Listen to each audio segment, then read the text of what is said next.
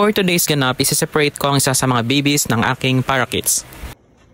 Napansin ko kasi ang isa sa kanyang mga babies ay hindi normal. Nangitlog nga pala sila last month ng 4 na piraso, then 3 yung na-hatch and 2 lang yung nabuhay. Kukunin ko na nga yung isa sa kanilang 2 dahil kung nakikita nyo ang kanyang paa ay parang nakasplit. Kailangan ko talaga siyang i-separate sa kanilang nest as soon as possible kasi habang tumatagal siya dyan mas lalong lumalala ang kanyang kalagayan. Bago ko pala siya kunin sa kanilang nest, kailangan ko munang ilublob ang aking kamay sa kanilang patuka. Dahil pag may napansin ang mga parents na may ibang amoy sa kanilang nest, aakalain na nila na hindi kanila ang nest na iyon. Possible na hindi na rin nila aalagaan ang natitira nilang anak.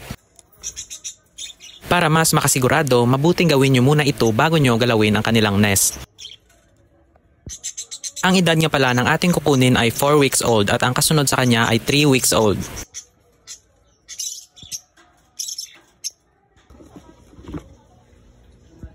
Ito nga pala ang close-up look niya guys.